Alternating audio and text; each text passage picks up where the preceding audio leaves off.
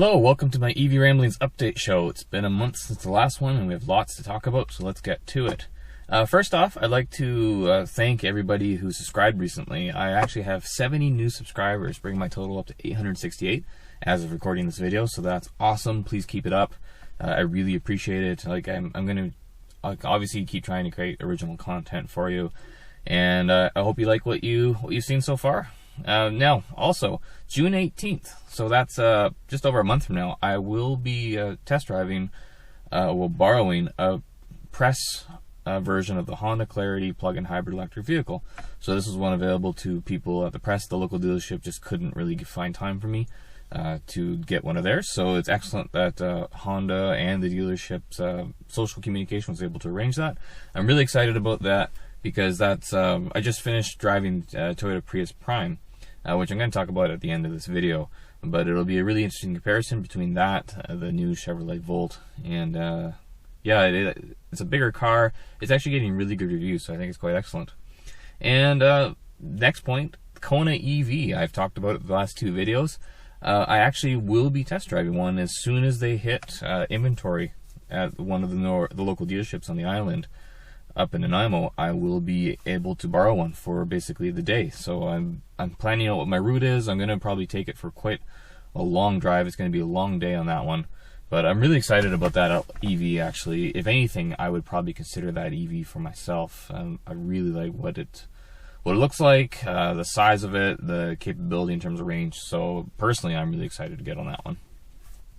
Now, let's just talk about Nissan Leaf, the 2018 Nissan Leaf. And there's something that's been all over the news and Twitter and YouTube, and they're calling it Rapid Gate. And it's something... So the issue with the Nissan Leaf when it first came out, so this is late 2010, and hasn't been changed up until now, is that the battery is not liquid cooled, or there's no air conditioning blowing over it or anything. It's purely air cooled. So obviously when you're sitting there not moving the car in a hot climate and you are rapid charging the car with a ton of voltage, that battery pack gets very hot.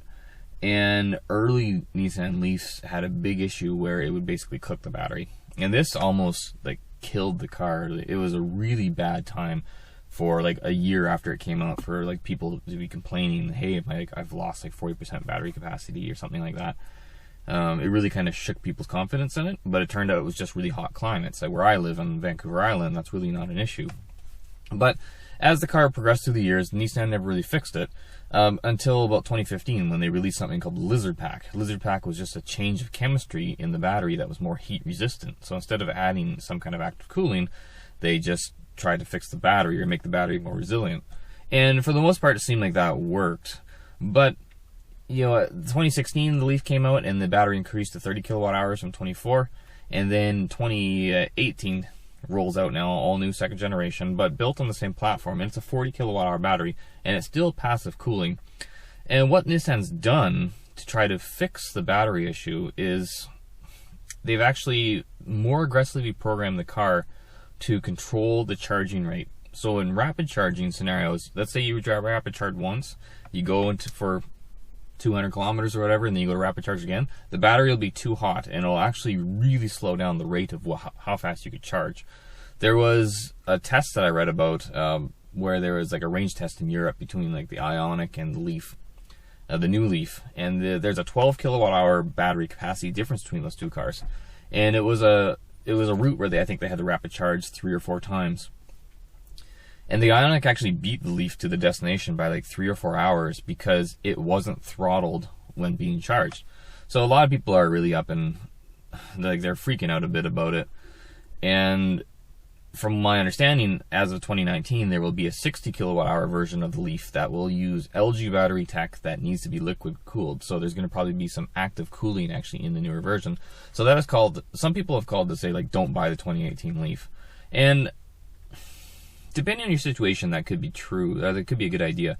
Like if you do need to regularly rapid charge or you plan on doing very long distance driving, I probably wouldn't suggest the 2018 Leaf. But even without the battery issues, I wouldn't suggest it anyways. Like you need a car with the most battery capacity out of the gate if that's what you're going to be doing on a regular basis. And that's like the Tesla Model S, the Tesla Model 3, the Chevrolet Bolt with the 60 kilowatt hour battery. Like, those are the ones that you would get for long distance driving right now. And next year when the new Leaf comes out with the 60 kilowatt hour battery pack and the active cooling, then fine, that's in that list. But I think people who are buying the 2018 Leaf right now are ones that would have bought a first generation one as well, who know that, okay, like, this car can do long distance driving if I really need it to, but for the most part it's just my daily commuter, it's just for getting around my general area, my regular driving. And for that, I think it's still perfect. I don't see any problem with the batteries. Like, it's no different than what the other Leaf was, and the Leaf is one of the best selling electric vehicles around the world. So I don't be scared of it. I think it's just a lot of people freaking out and trying to find something to blame Nissan on. And I wish they had added active cooling much earlier on in the lifespan. I know they did it for simplicity. Like, it's so much easier to work on a pack if you don't have to drain coolant and refill it and things like that. But there are simpler ways as well. Like the i3, I think, uses like an air conditioning to blow over it and cool the battery, which is pretty cool. So yeah, that's my thought on it. I just wanted to get that out. And now finally, the Toyota Prius Prime. I did drive it. I drove the upgrade edition, so it was one with a huge screen in the middle and a really nice interior. And I really like the car. I thought it was a fantastic option. But there's a few things that wouldn't push me to the car. And one of the biggest things is that you can drive the Prius Prime in all electric. You can lock it in.